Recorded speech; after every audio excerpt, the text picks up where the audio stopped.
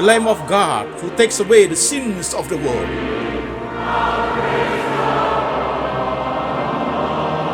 Jesus said, I am the way, the truth, and the life. No one comes to the Father but by me.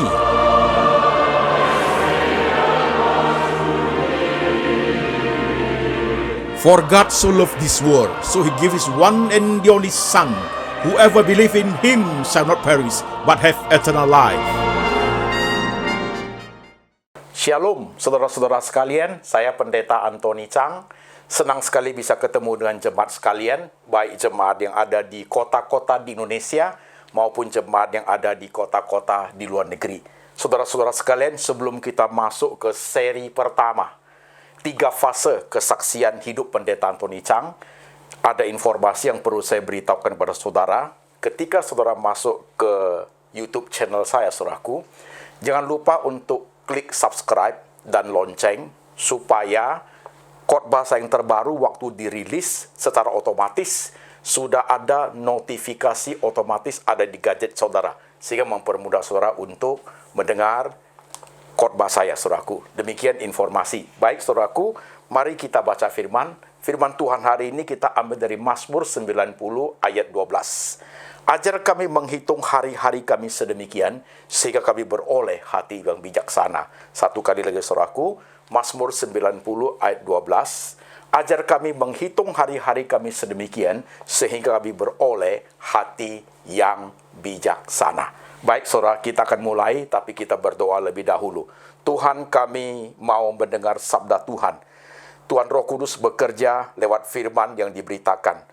Tuhan Roh Kudus bekerja di setiap hati jemaat, baik jemaat yang ada di Indonesia maupun di luar negeri, supaya firman yang diberitakan sungguh boleh meneguhkan iman, membawa jemaat untuk memahami setiap jalan hidup mereka yang sudah Tuhan gariskan. Ajar kami, beri kami konsentrasi ketika firman diberitakan, kami boleh mengerti dengan baik maksud, tujuan, dan kehendak Tuhan dalam setiap hidup kami. Tuhan berfirman, kami mendengar. Dalam nama Tuhan Yesus, kami berdoa. Amin. Saudara-saudara sekalian, sebelum kita masuk di fase pertama, kesaksian hidup Pendeta Antoni Chang, introduction yang sudah minggu lalu yang sudah kita taruh di YouTube, saudaraku, saya akan mengulas sedikit supaya bisa menjadi suatu wawasan untuk kita masuk ke kesaksian di fase pertama. Saudara-saudara sekalian, setiap orang pasti punya tujuan hidup, apalagi kita yang dicipta, kita yang diselamatkan oleh Tuhan Yesus, saudaraku. Pasti ada suatu rencana khusus untuk kita orang percaya, saudaraku. Saya sebut itu di introduction, di seri introduction 3 fase kesaksian hidup Pendeta Antoni Chang, saudaraku, itu disebut dengan red line, garis merah, saudaraku. Dan dikatakan bahwa red line itu, saudaraku, semua orang mesti menemukan red line-nya. Tapi kenyataan yang ada, tidak semua orang sanggup menemukan red line yang ada. Karena lebih banyak orang, saudaraku, lebih cenderung hidup untuk menyenangkan diri. Ikut Tuhan itu susah. Banyak hal yang harus dikorbankan. Banyak hal yang tidak boleh. Ini nggak boleh, itu nggak boleh. Orang lebih pilih untuk hidup sesuai dengan ego sendiri. Maka red line, saudaraku, tidak ditemukan. Tetapi hidup tetap menjadi manusia, hidup tetap diberkati. Saya kasih contoh di introduction 3 fase kesaksian hidup Pendeta Antoni Chang. Temanya ketika aku bersaksi, saudaraku. Saya katakan, ya, di antara kita ada yang hidup, ya, dari muda sampai sebaya, apapun bisa, saudaraku, tapi doing nothing, sampai kemudian tua, kemudian meninggal. Tidak menemukan red line apa, karena kita hidup, ya, apa adanya, saudaraku. Tetapi, saudaraku, kita tidak sendiri. Di intro itu kita mengatakan bahwa ada guidance dari Tuhan, saudaraku. Jadi sebenarnya dalam hidup kita ini, kalau kita menekuni, saudaraku, ada pola, ada pattern, saudaraku, yang diterapkan Tuhan dalam hidup kita itu. Di introduction saya mengambil contoh Musa. Musa itu 120 tahun umurnya, saudaraku. Pola yang Tuhan terapkan dalam hidup dia itu kelihatan jelas sekali. 40 tahun pertama, 40 tahun kedua, 40 tahun ketiga, saudara-saudara sekalian. Jadi di 40 tahun pertama dia menjadi pangeran yang luar biasa. Di 40 tahun kedua dia mengembala kambing domba di padang gurun. 4 tahun menuju 40 tahun ketiga, saudaraku, dia melihat semak belukar yang terbakar. ada api tapi tidak terbakar. Di situ Tuhan kasih dia sains untuk melepaskan umat Israel dari perbudakan di Mesir, saudaraku. Itu pola yang diterapkan Tuhan untuk Musa. Ada suatu pattern, saudaraku. Dan dalam setiap hidup kita juga ada. Tapi ingat, saudaraku, di introduction, di seri tema ketika aku bersaksi, saudaraku, di intronya, saya mengatakan, pola itu tidak boleh baku, saudaraku. Kalau Musa 40, 40, 40, 120. Tidak berarti kita juga harus sama. Enggak, saudaraku. Mungkin kita 25, 25, 25. Mungkin juga 30, 15, kemudian 10 bisa, saudaraku. Dan pengalamannya tidak sama. Pengalaman Musa dengan pengalaman saya tidak sama. Pengalaman saudara dengan pengalaman Musa juga tidak sama, saudaraku. Jadi dia fleksibel. Tapi ada suatu pattern yang Tuhan mau berikan kepada kita, saudaraku. Saudara lihat contoh Rasul Paulus. Ketika dia sudah menganiaya umat Tuhan, suatu hari perjalanan ke Damsyik, saudaraku, ya, ada sinar yang turun ke atasnya dan dia menjadi buta. Siapa ke engkau? Tuhan Yesus berkata, akulah Yesus yang kau aniaya.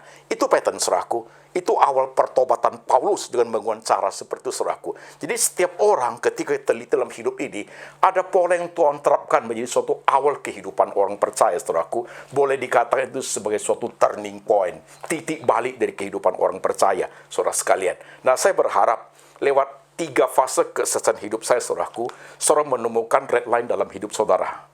Tidak harus sama dengan saya, tidak harus sama dengan Musa, tidak harus sama dengan Paulus, saudaraku. Tapi saudara bisa coba meng-create. Sudah ada suatu bayangan. Tercipta dalam Christian worldview, saudara, untuk melihat. Coba merenungkan dalam hidup saudara. Di momen di mana saudara merasa Tuhan memberikan suatu pattern buat alur, buat red line hidup saudara untuk menemukan seharusnya saudara hidup seperti yang Tuhan mau, saudara-saudara sekalian. Nah, saudara, di seri pertama tentang kesaksian hidup saudaraku, untuk fase pertama. Saya ini, saudaraku, sebenarnya bukan orang Kristen. Saya terlahir dari agama lain, saudaraku, dengan beberapa saudara saya hidup di kota kecil, saudara-saudara sekalian. Setelah saya dewasa, saya menyelesaikan sekolah SMA di daerah saya. Kemudian untuk kuliah, saya melanjutkan ke kota Jakarta, saudara-saudara sekalian. Waktu saya melanjutkan di kota Jakarta, saudaraku, saya adalah orang yang suka belajar, saudaraku. Saya ingin sekali tahu ini, tahu itu. Ada sesuatu yang baru, saya suka lihat buku apa. Saya ingin sekali belajar ini, belajar itu, saudaraku. Kesukaan saya, hobi saya adalah untuk mengenal banyak pengetahuan, saudaraku. Saya senang kalau belajar seperti itu, saudaraku. Ada buku-buku yang saya suka baca, saya ingin baca, saudaraku. Nah, pada saat saya sampai Jakarta, saya masuk sekolah universitas, saudaraku, saya kuliah, saudara. Tapi kuliah saya hanya sampai tingkat pertama, saudaraku. Karena pada saat selesai tingkat pertama akan masuk ke tingkat kedua, saudaraku, saya tidak punya biaya untuk memasuki kuliah tingkat 2, saudaraku. Jadi mereka yang ujian akhir semester untuk masuk ke tingkat kedua itu, saudaraku, saya tidak ikut. Karena saya tidak punya kartu merah, pertanda saya sudah selesai bayar uang semester, saudaraku. Saya melihat dari jauh teman-teman mereka ujian. Saya pulang ke kos saya duduk sendiri, saudara sekalian. Saya termenung kira-kira 2 minggu, saudaraku. Saya berpikir saya tidak dapat kuliah. Tapi saudara, hidup seperti ini tidak mudah, ya kan, saudaraku? Ya, pada saat kita sudah tidak boleh kuliah, setiap hari kita kalau tinggal di kos yang setiap pagi teman-teman kita pakai seragam kuliah, seragam universitas, mereka pergi kuliah. Tidak enak dipandang menurut hati kita, saudaraku. Maka karena sudah tidak mungkin saya tinggal di tempat seperti itu lagi, saya pindah ke tempat yang jauh lebih ramai di kota besar, saudaraku. Saya tinggal di tempat yang besar, ya, di kota, di dunia orang malam, saudaraku. Jadi saya mulai hari itu tidak kuliah lagi, saya terjun di dunia orang malam. Dunia judi, saudaraku, dunia diskotik, saya hidup di situ. Nah, saudara-saudara sekalian, suatu fakta dalam hidup, karena saya ingin sekali sekolah, saudaraku, begitu. Dan saya adalah pribadi yang sulit untuk menerima kenyataan. Bukan sulit saja, saya tidak bisa menerima kenyataan hidup. Saudara ingat khotbah saya di tema ketika aku kehilangan, saudaraku. Yang paling penting adalah bisa menerima kenyataan. Tapi saya tidak bisa, saudaraku. Saya berpikir kalau dulu Kalau dulu, saudaraku, waktu saya mengalami kehilangan masa depan sekolah saya, masa depan cita-cita saya, masa depan kuliah saya, kehilangan kehilangan topi sarjana saya, saudaraku. Kalau ada 4 seri khotbah ketika aku kehilangan, saudaraku, mungkin menolong saya. Tapi juga saya waktu itu bukan orang percaya, saudaraku, akan sulit sekali. Tidak ada khotbah ketika kehilangan, juga saya bukan orang percaya. Jadi, saudaraku, rasa tidak terima itu sangat besar dalam hidup saya, saudara. Karena tidak bisa terima, akhirnya saya pelarian ke dunia orang malam. Hidup dengan teman, banyak teman, saudaraku, hidup dalam dunia judi, ya dunia yang dikeluti, saudaraku, kemudian siang kita tidur. Tapi saya melihat mereka melakukannya, saudaraku, mereka enjoy. Saya tidak enjoy, saudaraku. Hanya untuk mau kemana lagi kalau tidak ke situ, saudaraku? Mau kemana lagi kalau tidak lakukan ini? Supaya bisa lewatin hari aja, saudaraku. Tapi kenyataan yang saya alami, saudaraku, dengan coba mau hidup di dunia seperti itu, ternyata dalam hatinya tidak sama, saudaraku. Saya tetap tidak bisa menerima kenyataan hidup saya. Dan saya rasakan itu. Kalau melihat orang ke universitas, atau kalau di waktu saya baca koran ada orang di wisuda, saya tidak tahan keharuan hati itu, saudaraku. Ternyata tidak bisa terima kenyataan itu adalah suatu penyakit, saudaraku. Dia seperti satu bom atom, bom yang sedang ditanam dalam diri saya, saudaraku. 1 hari, 1 minggu, 1 bulan, 1 tahun tidak bisa terima kenyataan, saudaraku, menjadi suatu penyakit buat hidup saya. Tidak bisa terima, akhirnya kepahitan amat dalam, saudaraku. Dan ketika saya tidak bisa terima, I could not accept the reality, saudaraku. Saya lari ke dunia orang malam, saudara sekalian. Itu yang menyebabkan saya mengalami depresi, saudara sekalian. Saya mulai dengan hidup yang merenung, mulai dari hidup yang tidak banyak bergaul dengan siapapun.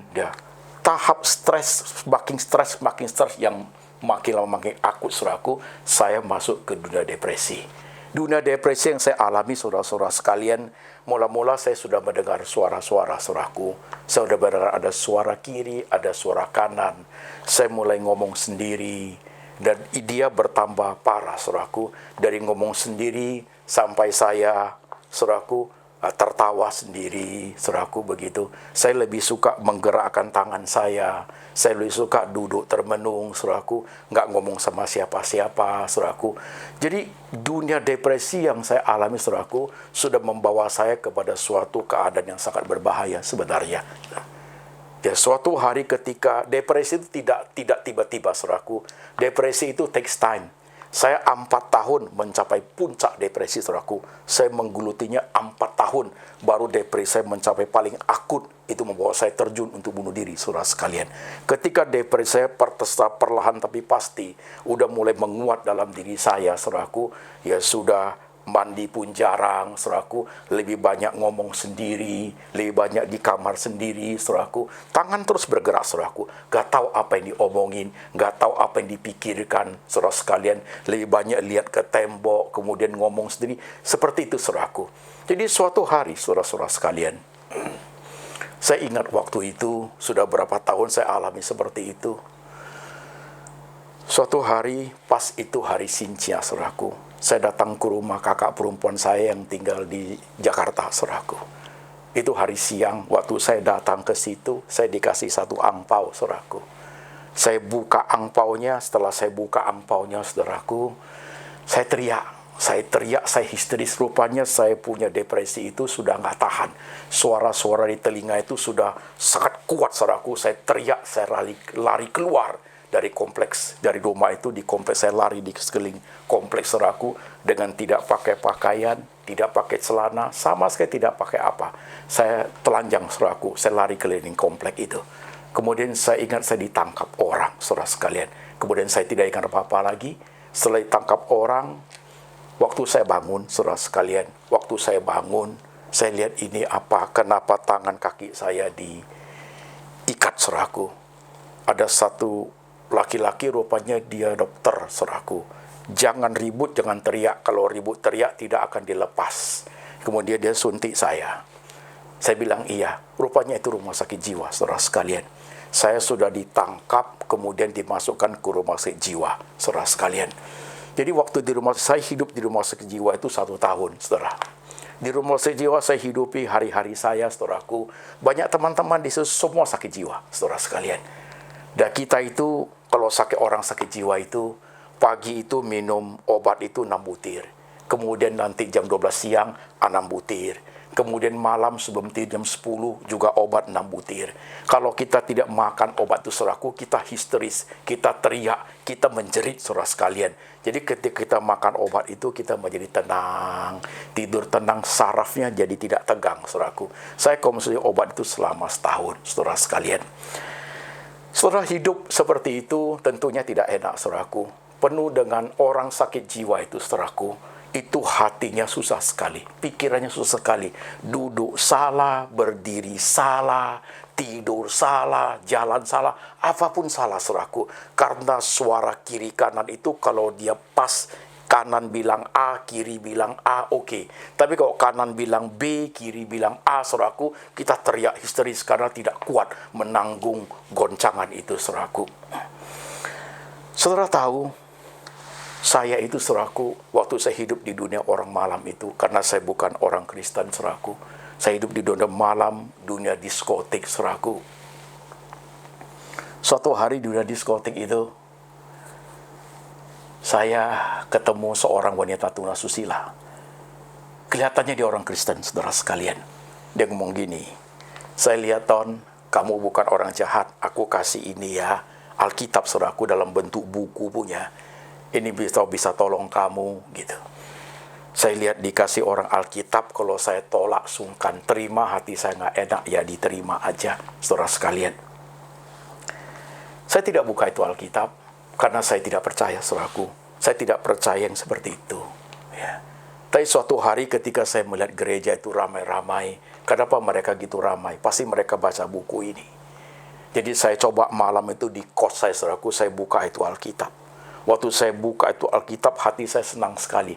Karena saya hidup di dunia malam, dunia judi. Saya Alkitab itu banyak sekali nomornya, saudaraku. Saya bisa pasang nomor buntut ini.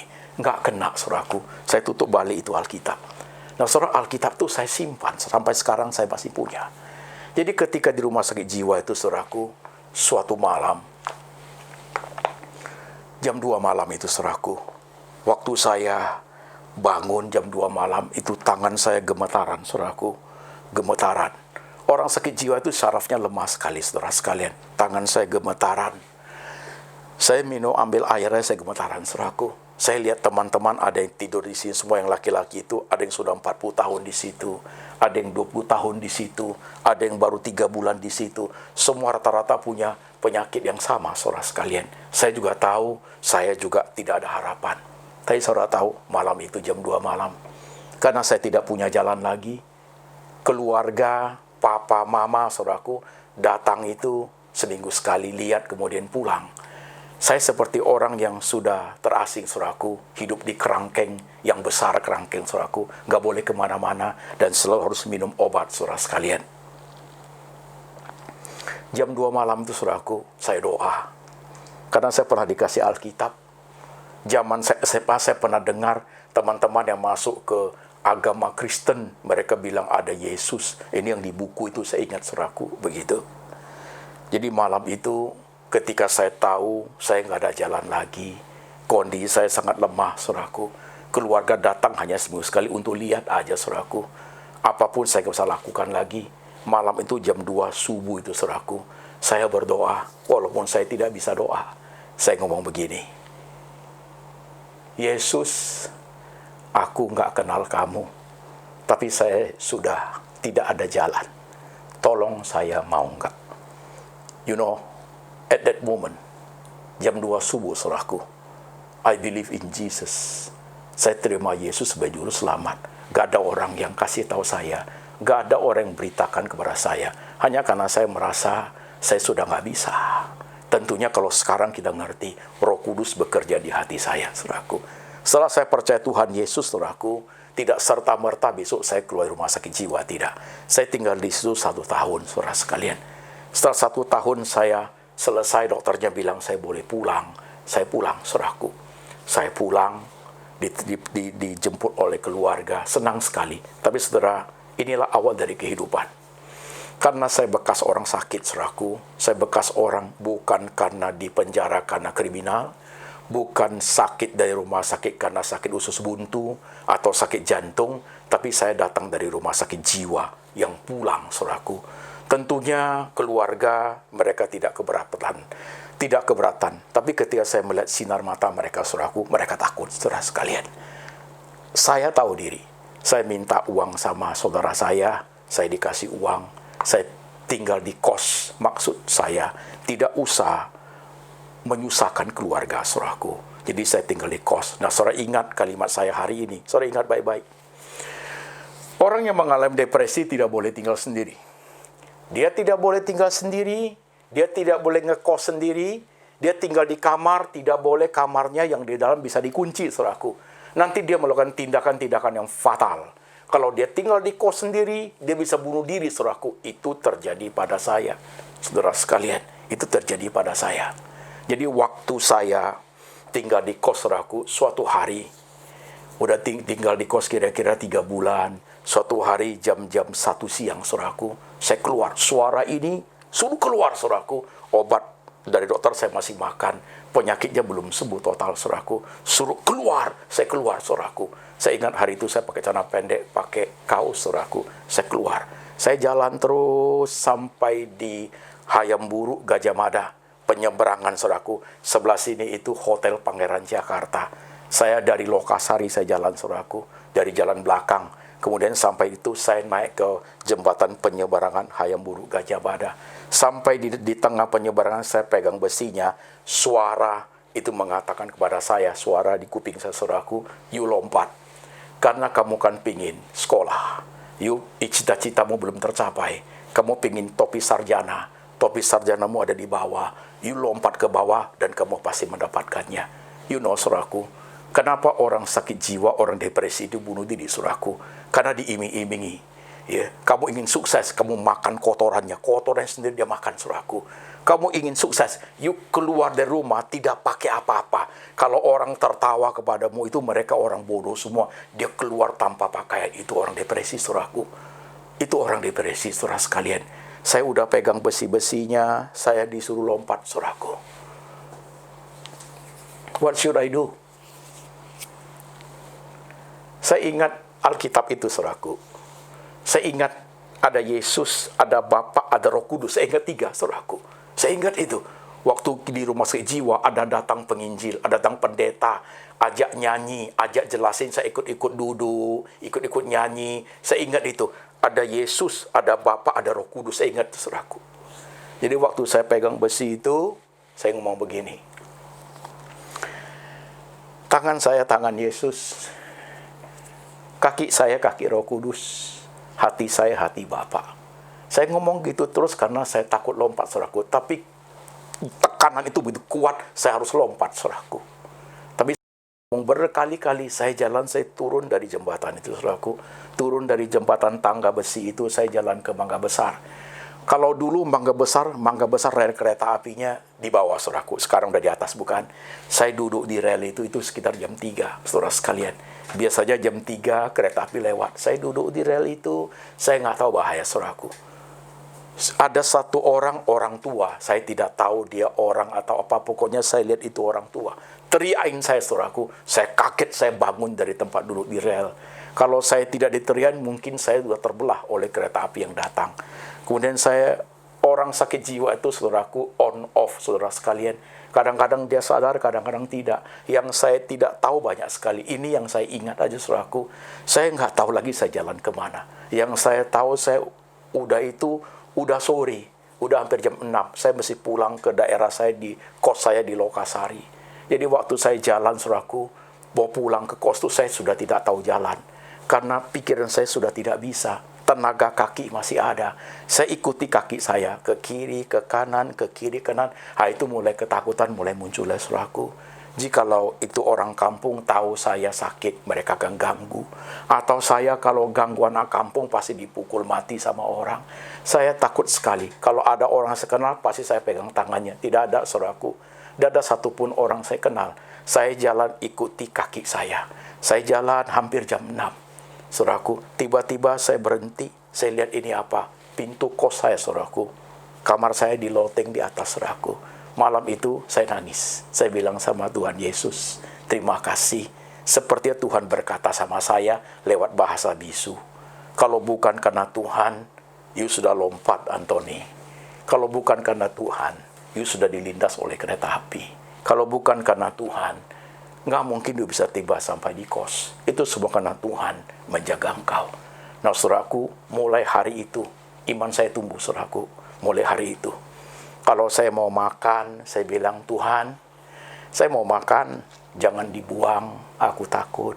Kalau saya mau mandi, Tuhan, saya mau mandi, jangan sampai saya lari keluar, saya malu, Tuhan. Every day, I speak about God.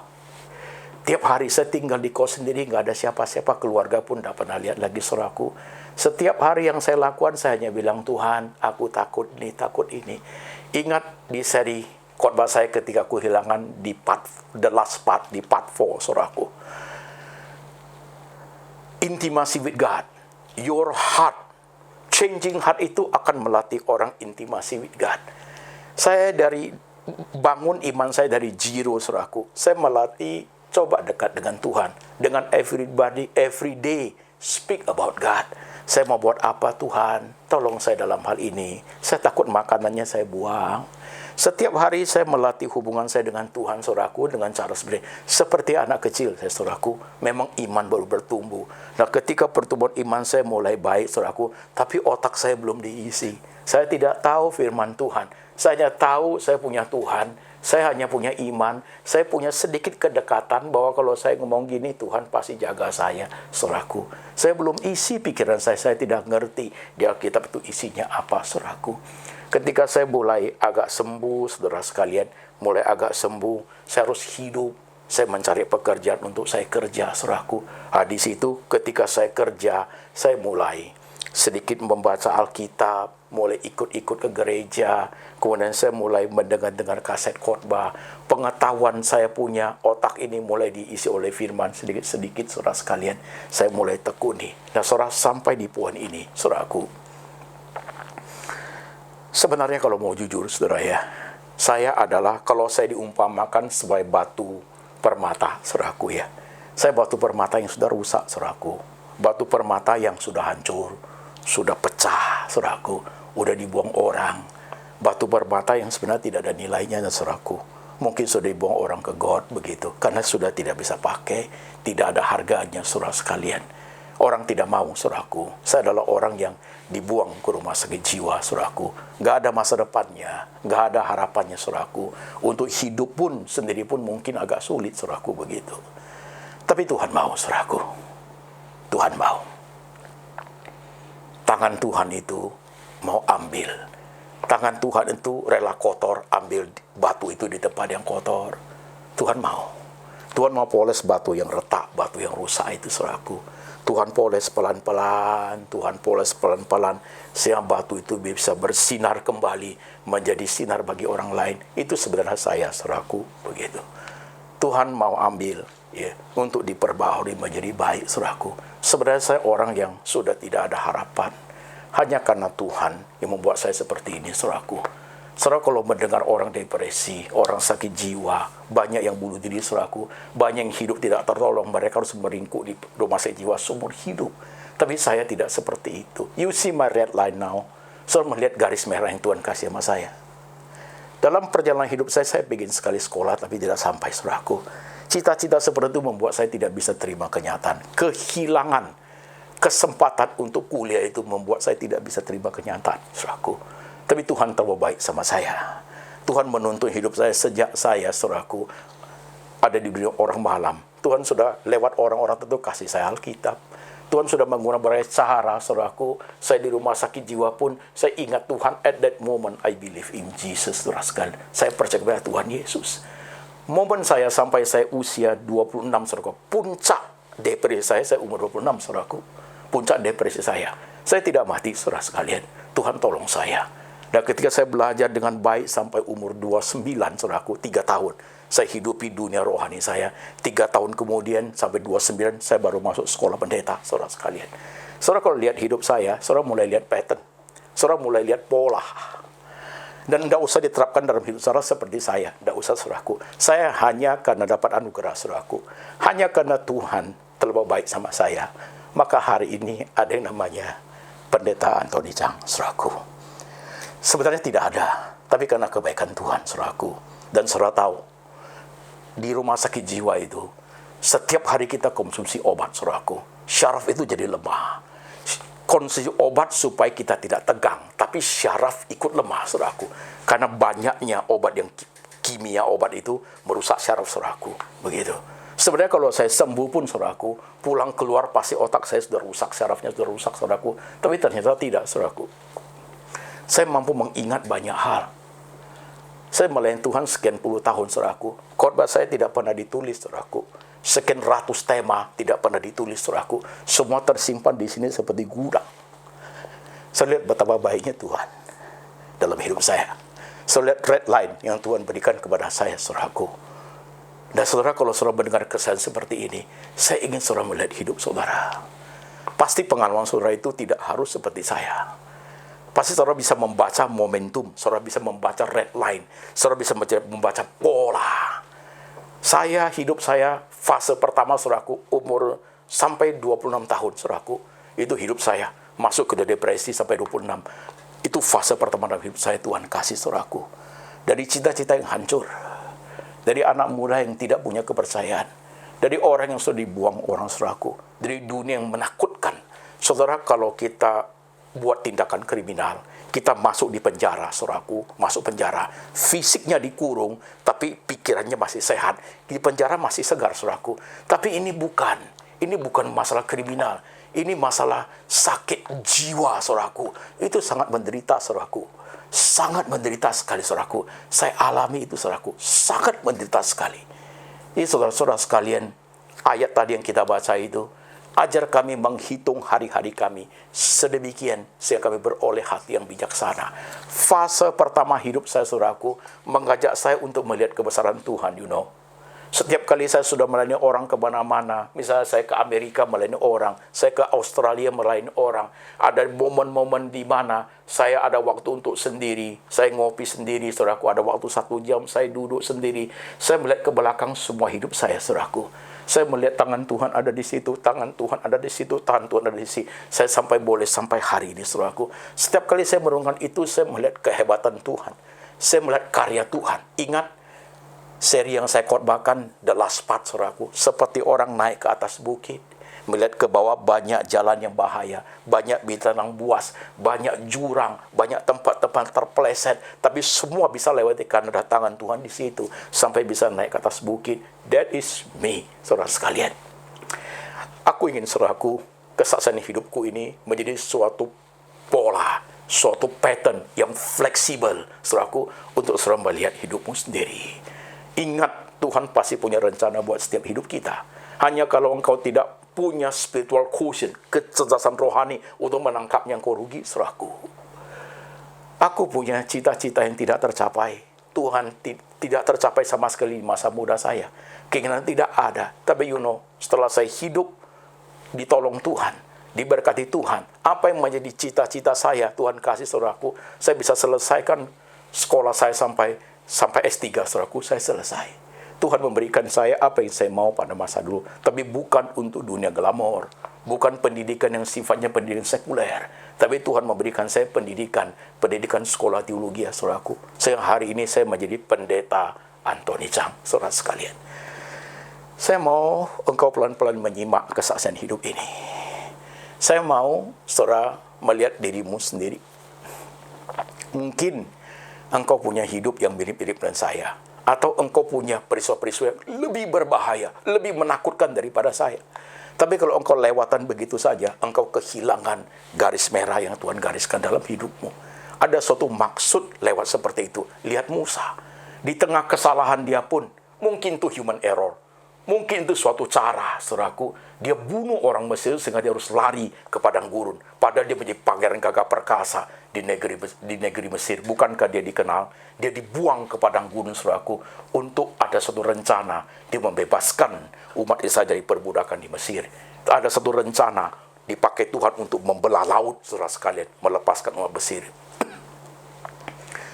Saudara coba simak sebentar.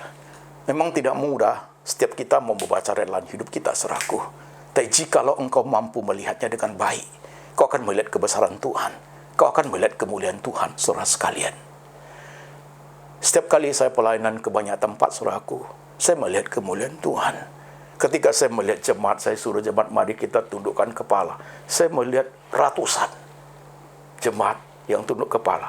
Saya melihat ribuan jemaat yang tunduk kepala. Saya melihat di atas 100 ribuan jemaat menundukkan kepala mereka. Saya melihat mereka, saudaraku. Waktu mereka tertunduk, hatiku terharu. Bukan, siapa saya Tuhan? Siapa saya? Kenapa engkau pakai saya seperti ini, Tuhan? Itu melatih saya. Aku ngerti isi hati Tuhan. Melatih saya intim dengan Tuhan. Melatih saya untuk mengisi pikiran saya. Supaya firman itu kuat dalam pikiran saya. Supaya my Christian worldview, supaya my intimacy with God akan bersatu dengan my faith, bertemu dengan baik untuk melayani Tuhan sampai the end of me, sampai masuk ke kesaksian pendetaan panjang fase ketiga. Saudara-saudara sekalian, coba saudara pelan menyimak. Aku ingin, saudaraku, kesaksian hari ini tidak menjadi sia-sia. Ingat di introduction ketika aku bersaksi, saudaraku, ini seri kedua dari ketika aku bersaksi, saudaraku. Ingat baik-baik. Ketika engkau dengar kesaksianku ini, engkau kalau hanya terharu saja, engkau dapat one portion. Tapi kalau engkau mulai melihat ada cara Tuhan, mulai melihat di belakang saya itu ada kemuliaan Tuhan, kau melihat di belakang saya ada kebesaran Tuhan, ada tangan Tuhan yang sedang merenda, engkau coba menerapkan, melihat bagian hidupmu sebagian mana, saudaraku, di tahun apa kau melihat Tuhan bekerja, engkau mendapat double portion kalau kau lihat itu, saudaraku. Maka di introduction ketika aku bersaksi, saya memberitahukan, masih ingat, seorang mahasiswa bilang, Pak, kalau saya udah selesai, saya nggak tahu saya harus kerja di mana. Ataupun kalau saya jadi pendeta, apakah Tuhan panggil saya? Atau saudara seorang businessman, apakah aku harus kerja seumur hidup, Pak? Atau harus tinggalkan pekerjaan menjadi majelis, diaken, atau menjadi pendeta? Seorang ibu rumah tangga bergumul, apakah seumur hidup saya jadi ibu rumah tangga? Seorang wanita karir bergumul, apakah saya harus tekun dalam dunia bisnis, dalam karir saya itu sampai hari tua saya? Atau saya berhenti dan suatu saat untuk melihat kebesaran Tuhan, momennya sudah pas, sudah terjadi suatu turning point untuk saya untuk menjalankan. Pendidikan saya sudah cukup, pengalaman hidup saya cukup, harta yang Tuhan berikan saya pun udah cukup, atau saya akan menjalankan suatu red line yang Tuhan sediakan untuk menuju akhir hidup. Ada fase terakhir yang harus saya arungi dengan beberapa tahun yang Tuhan berikan untuk hidup. Mengertikah engkau, saudaraku? Kau yang masih muda, kau usahakan menjalani dengan baik. Saudara yang sudah sebaya, waktu sebaya itulah, kalau pas engkau sebaya, itu momentum, itu tempat yang paling krusial, saudaraku. Waktu yang paling krusial untuk engkau menentukan arah hidup sebenarnya. Karena engkau sebaya. Jika engkau salah menentukannya, ujung hidup bisa sangat kecewa hidupnya.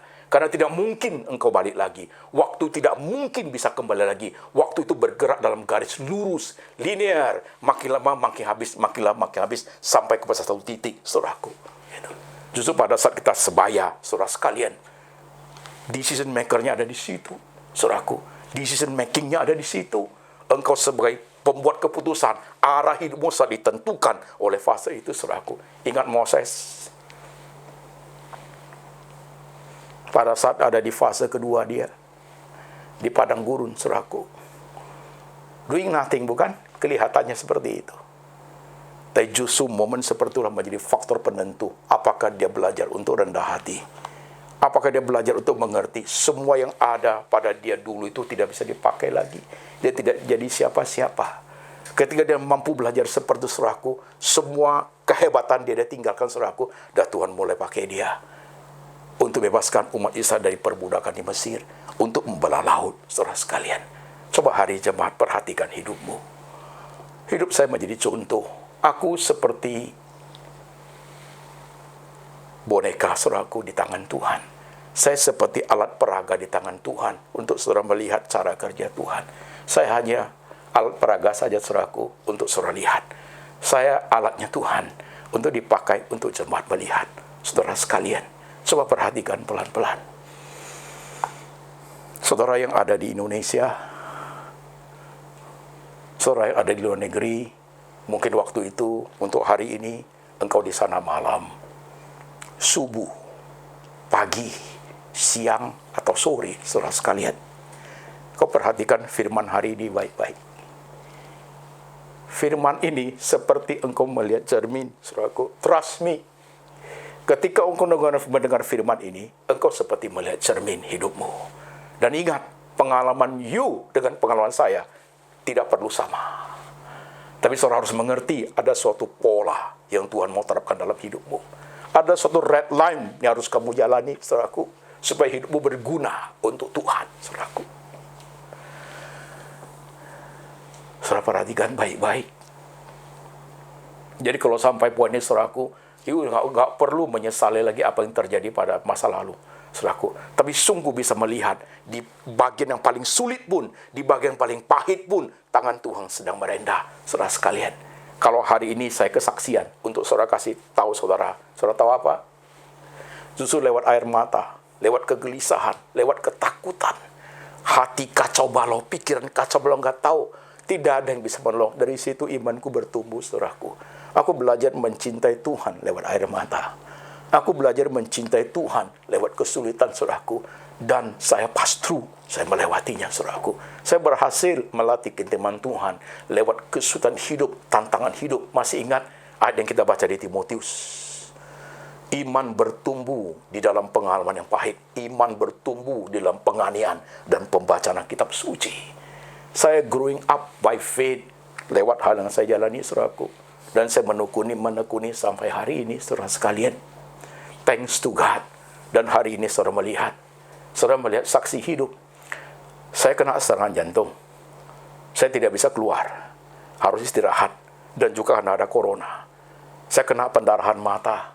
Di laser matanya, kanan sudah buta, saudaraku. Tinggal kiri, sekarang kabur. Juga tidak bisa keluar. Tapi karena saya memberi hati, memberi hidup, seluruh hidup saya itu untuk Tuhan. That is my red line dalam hidup saya, saudaraku. Tetap aja bagi saya ada jalan, saudaraku. That is why ini online sermon muncul, saudaraku. Jadi kalau saya tidak bisa kemana-mana, saya terkurung di satu tempat, tapi firman yang Tuhan pakai saya untuk memberitakan itu sampai ke negara lain, sampai ke kota lain.